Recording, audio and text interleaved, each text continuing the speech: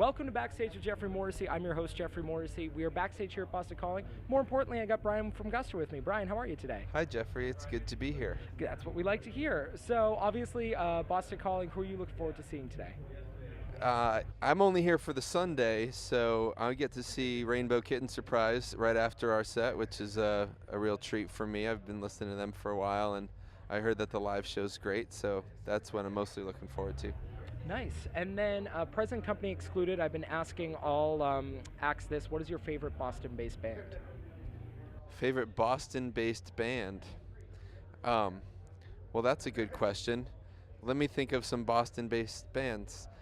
Can you name me a few? Because this is a question where I know there are some younger bands, but all the older bands are like Aerosmith and stuff, and they're good, but maybe not the most creative answer. So feed me some Boston bands. I got Mission of Burma a couple days back. That's a great answer. A good answer. Dropkick Murphys haven't come up yet, which I am somewhat surprised I'm by. afraid they're going to beat me up.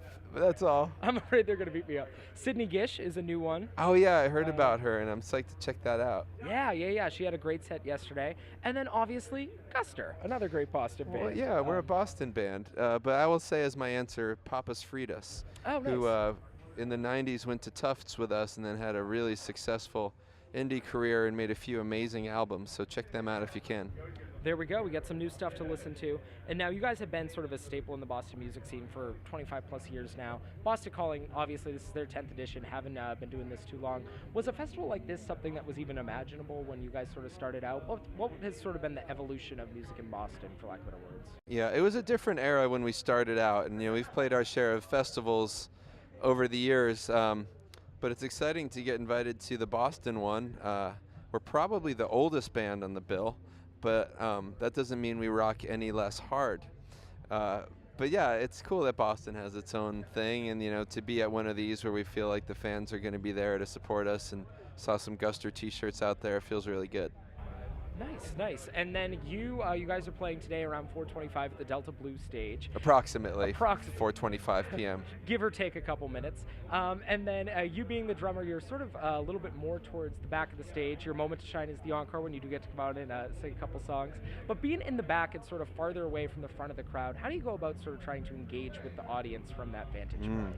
It's a good question because a lot of drummers will maintain eye contact with the audience and work the crowd in their way, and I tend to just squint and kind of keep my eyes closed and grunt, and sometimes my tongue does like weird Michael Jordan things, so that's not a great stage presence. But my wife was like, you need to look and connect with that crowd, Brian. They want to connect with you, connect with them. So I'm trying to make more of an effort, but I'm an old dog, and that's a new trick. There you go. Well, I can't wait to see the show a little bit later today. And Look Alive, great album. So thank you for putting that out into the world. It takes about 4 years to come out, and all these albums taken about 4 or 5 years. Is there something sort of magical about that 4 or 5 year number that gives you the time, or is it just sort of been a coincidence? 4 years puts us in the cycle with the World Cup, with the presidential elections, with the Winter and Summer Olympics, which feels right. It feels like it's an event. But every time we say, well, this year it'll be 2 years, then something happens and it takes longer to record, or the record label says we need 8 months to set up this album, even though they're not doing anything for 8 months. Wait, we shouldn't say that, right? John, this interview's over. Yeah, this interview's over, yeah. I don't know. We want it to be shorter than that, but it hasn't been. But I think as people release music, in different formats, whether it's a single or an EP or just dumping content on their fans as it's created, that'll help get us off the cycle with the elections and the sports. Well, a Guster album is still an event, so it's an occasion. I do kind of like that look at it too. Speaking of your label, when they sent me over the Guster Bio for this, I couldn't help but notice that you wrote the bio for the band bio for this. Yeah, that's weird. That's just flat out weird. Mainly because if someone else wrote it, I would have just edited it until it was what I wanted it to say anyway. So they just said, Brian, let's just save a step, save some money. You can just email me the bio when you're done with it this year. So that was something you wanted to do? That's kind of cool, though. I've never seen that before. I don't know. It just felt like maybe a little bit more direct, more personal. the process where you hire a writer and they interview you and they put it together, that doesn't feel very real to me. So what we did is just the most authentic thing we could think of. And then one of my favorite lines from that bio is the sheer amount of production on Look Alive grew into its own statement. So, which true? And how did y'all sort of go about managing the production in a way that was sort of new and interesting, but also true to the essence of Guster?